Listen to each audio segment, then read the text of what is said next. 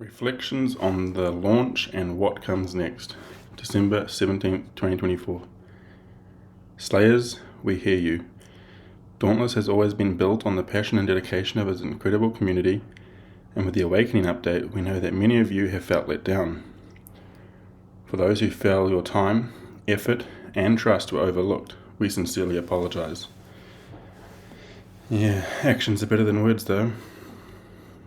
The Awakening update introduced significant changes intended to relaunch Dauntless with a strong foundation for a new, regular seasonal schedule and to secure the game's long-term viability. While our goals were ambitious, we acknowledge that the rollout caused frustration and confusion and our communication fell short. That's on us. And we're committed to earning back your trust. If they intended to launch Dauntless with a strong foundation, if this is the foundation, imagine how shaky the building's going to be. Because if you set aside all the changes, Dauntless as a game, almost all the behemoths are broken in some way.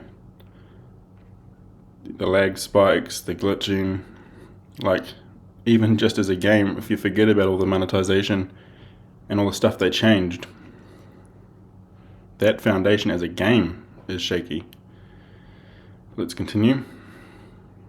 To better respect your lost progress and investment, all returning players will receive 300,000 rams and 5,000 combat merits.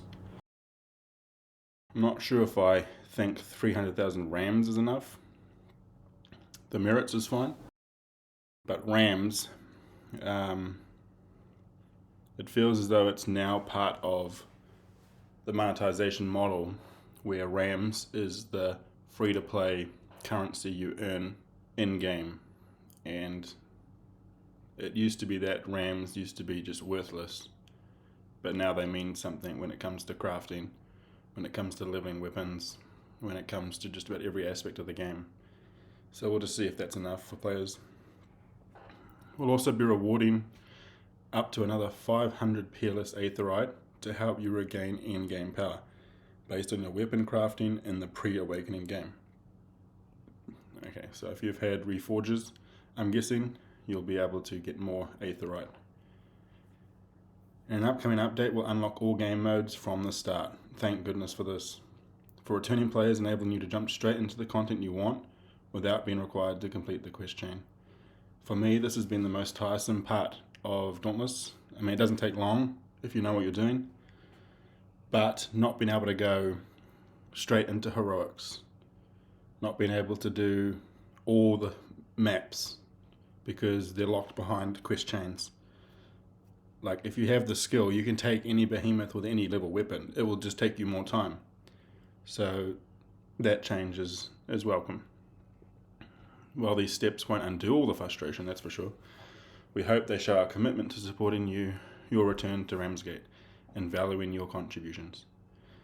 Actions speak louder than words, and this is just the beginning. Immediate adjustments are underway to address progression, monetization, and technical issues. Those last two are the ones they need to sort out first before they look at any progression. Looking ahead, we remain focused on building a game that respects your time, celebrates your passion, and delivers on the promise of the Awakening Foundation. Thank you for your patience, feedback, and commitment to Dauntless. Together we'll ensure that Dauntless becomes a game you're proud to call home again. It's a nice sentiment. So, listening to the community. Over the past week, we carefully reviewed your feedback across Steam reviews, basically all the platforms there. Where were edit sections outline actions already implemented or included in the upcoming 2.1.1, scheduled for release on December 19th. So that's the Frostfall patch that everyone's expecting. Looking ahead sections, focusing on plans for the future, updates and improvements. Progression reset. What we've heard, frustration over lost progress, particularly Slayer path nodes and years of weapon investment. Damn straight. Compensation for prior investments, such as rams and other progressions, felt insufficient, that's for sure. Concerns over speed, especially for new players, correct. Frustration with the flow of key progression systems, including tonic crafting and Dauntless trials. Now, I'm not sure what the issues are with the tonic crafting, I've got stacks of them, so I haven't actually crafted many since the Awakening patch, but I have crafted it and it felt the same. You can either craft them with rams, or you can craft them with the resources you find. Mention in the comments if I'm missing something there, but I haven't noticed any differences with that. The Dauntless trials, I've only done normal trials because once again I'm locked out of the Dauntless trials, and I haven't been bothered to progress the main story quest chain. One, because I spent all my Aetheryte on various weapons, so I didn't actually have a level 50 weapon. So I've actually had to level my weapon through, and I've just reached level 50, so I'm up to that part of the main story quest chain. Where we're at, as mentioned up front, returning Slayers will receive 300,000 rams, 5,000 combat merits to acknowledge time and effort invested in progression. These resources provide flexibility for reclaiming lost Slayer path nodes or investing in other valuable upgrades. Peerless Aetheryte will be awarded to returning Slayers based on pre-awakening weapon crafting, in addition to any Aetheryte provided during the original migration. So it doesn't take into account what we've already received. We get an additional Aetheryte. Players earn 1 point for each crafted weapon and an additional point for power surge weapon. Every 20 points will grant 100 Peerless Aetheryte up to a maximum of 500. Okay, so there's a cap. That's kind of annoying. So even if you have like 100 reforges per weapon, you're still only going to get 500. But I like how they're taking into account players who may not have reforged as many times, but crafted everything to level 1 and may have reforged a few times. Or power surged as it was. Update 2.1.1 will remove steel marks from the tier 3 weapon talent unlock requirements, ensuring that players who prefer not to engage with trials or have already used their weekly marks elsewhere are not locked out of core gameplay mechanics and power progression.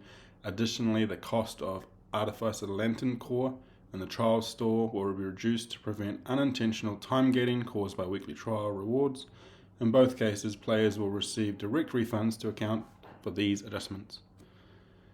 Increased RAM rewards across quests, behemoth kills, patrol chests to better support progression. That is a welcome change because even the Reforge system, they made rams sort of a currency rather than just some random useless thing that was in the game. And accumulating rams is always tiresome. Improved progression flow for tonic crafting and Dauntless trials. So what about looking ahead? In the update 2.2.0 planned for early next year, all game modes will be unlocked. Okay, so we're not getting that in the Frostfall update. That's in a subsequent update. We're actively analysing player feedback and behaviour data to further refine the progression system. Further updates will aim to make progression more rewarding and accessible for all players. Monetization practices, here we go. What we've heard. Concerns that progression systems feel paywalled and unfriendly to free players. Frustration over loot boxes. That was frustrating because when they first came out with Dauntless, they had loot boxes, and I think the community, in their community tests or whatever they did, they determined that loot boxes wasn't a good fit for the Dauntless game and the community, and they changed it. And so it was really frustrating to see those come back again. The removal of platinum rewards from the free hunt pass and randomized cosmetics was frustrating as well, because you used to be able to earn enough platinum doing the free pass to eventually buy a hunt pass every so often. Where we are at, while we failed to originally communicate this, on top of the weapon tokens provided through the hunt pass and weekly challenges, our existing but unexplained plan includes providing variable amounts of weapon tokens from other sources during each season. For example, in Dauntless Awakening, players will be able to earn additional tokens during our upcoming seasonal event, Frostfall. Hunt Pass Prestige Core drop tables have been rebalanced to provide more guaranteed rams and Aetheryte. Oh, that's exciting. Offering greater rewards for active players during progressing beyond level 50. So I think mine's like 77 now. Effective immediately, the previous paid Aetheryte claims from the store weekly for peerless, daily for shining, hourly for dull, will be free. Note that these will likely move from store to weekly gameplay sources from the next season onwards, alongside existing gameplay sources such as trials and heroic escalation. While we are not able to change this for the in-progress season, the next Hunt Pass will reintroduce Platinum rewards. 100 on the free track and an additional 100 on the elite track. So only 200. That's pretty sad. I'm pretty sure back in Dauntless's perfect Hunt Pass, I think if you were on the elite track and you put in the effort, you could basically buy the next Hunt Pass, if I'm not mistaken. Correct me if I'm wrong in the comments, but I'm pretty sure that's how it was. If you're on the elite track and you 100%ed it, you completed it, from the free track and the elite track, you had enough to buy the next elite track. 1,100 or 1,000 or whatever it was. Reevaluating monetization strategies to balance sustainability with fairness while remaining rewarding for players. Exploring ways to refine Hunt Pass content in future seasons to offer better value. Okay, so to me it sounds like a bunch of PR talk. They've done this just to hush that side of the conversation up. It doesn't solve it, but it does add it back, so it takes that complaint away, I guess. But we'll just see how they go in the future. They haven't really said much about the monetization. They've just told us what we've complained about. They've told us here that they basically just, we didn't understand all the locations we can get these tokens, but how much can you actually get from Phosphor, and how often does a seasonal event come around? You know, it all sounds very PR-y. Technical and gameplay issues. What we heard, Awakening launched with performance issues, including broadly lower performance, graphical glitches, and gameplay affecting bugs. Ain't that the truth? Where we're at. Since launch, we have released numerous server-side hotfixes aimed at smoothing out progression and gameplay issues, as well as addressing several crashes. One of these so-called fixes was just removing the 8th events from the Malkurian fight, because they crashed the game every time you stood on one. Like, that is so broken. Update 2.1.1 contains a significant number of bug fixes, including a fix for desyncing behemoth hitboxes that could not be addressed server-side. The full list of fixes can be seen here.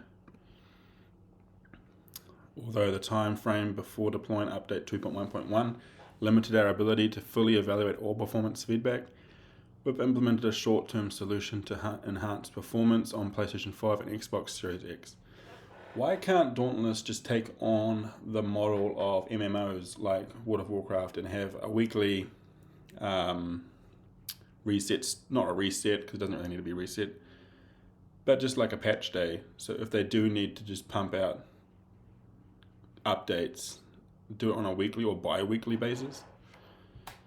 Update 2.1.1 contains fixes for several client and server crashes tied to loadouts, weapon swap, and cosmetic systems we hope will make the gameplay experience much more stable. Looking ahead, continue enhancing performance across all platforms with both broad optimizations and better player-facing options, as well as targeted fixes for specific performance problem areas to deliver a smoother and more reliable gameplay experience. Revamp tutorials. An improved onboarding system in key areas, talent crafting, to provide greater clarity and accessibility, making it easier for new slayers to dive into Dauntless. Loss of core features. What we heard. The removal of weapon crafting has disrupted the core gameplay loop, leaving players feeling that a vital and rewarding progression element is missing. The current cell system discourages experimentation, with unequipped cells being destroyed, limiting build diversity. I don't actually have a problem with the cells being destroyed within a build. So in your loadout slot, if you want to change that specific loadout slot, I don't mind if the cells get destroyed. What I don't like is that the armor pieces traverse between loadout slots. So Shroud's helm in one loadout is exactly the same as in another loadout with the same cells in it, and that there completely limits the build diversity. So I don't mind if they bring a blend of the new system and the old system together in order to solve that. Armor perks feel less impactful and customization options are more restrictive than before. Where we're at, based on our initial balance pass in response to launch feedback, we have swapped some armor perks to better support player builds and flexibility, replacing Predator with Cunning and Sharpened. Oh, that'll be interesting. Reintroduced HUD icons for perks like Pulse for better in-game tracking, increased shield caps and effectiveness for perks like Strategist and Fortress, applied targeted buffs to a number of weapons. Hopefully it brings a lot of weapons up to where the axe is right now. Looking ahead, exploring ways to bring more depth and player agency back to weapon and armor crafting and customization systems. Reassessing the cell system to encourage experimentation and support diverse builds. I really hope that there's a long time before we see any balancing patches to the weapons, because I think it would work in their favor if everyone was just slightly overpowered for a while, because it would make the game feel more attractive and less frustrating to players that can't quite reach that level. And just while the game's in a bit of a mess, having players have more fun with their builds and more fun with the weapons, I think would work in their favor. This is just the beginning. While the 2.1.1 update introduces many critical changes, it's only the first step. Beyond this, we're committed to continuous updates that enhance your experience and rebuild trust. And I'd be keen to see more regular, smaller updates and changes than patches every 3 months or patches every 2 months or whatever their plan is. Our goal is to build a Dauntless that is rewarding, inclusive, and reflective of its community. Every step we take will be guided by your input. Yeah, but that's what they said about the Awakening update. They literally said that they took all our feedback on board to build the Awakening update, and look at what we got. I think they're so out of touch with their community that they built what they wanted and then just took a couple feedbacks that were in line with what they wanted to do and just used that as the guise to move forward. Moving forward together, we recognize the need to rebuild trust and improve how we engage with our community.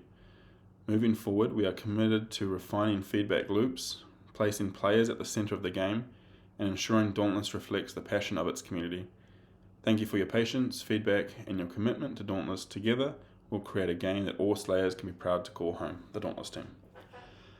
I think the first thing they need to do is set up a forum on their own website so that they can get direct feedback, because having to rely on Reddit, Steam, and all these other social media sources, they can't control the feedback flow. So if they set up a forum where people could report directly to them, that would be their best step.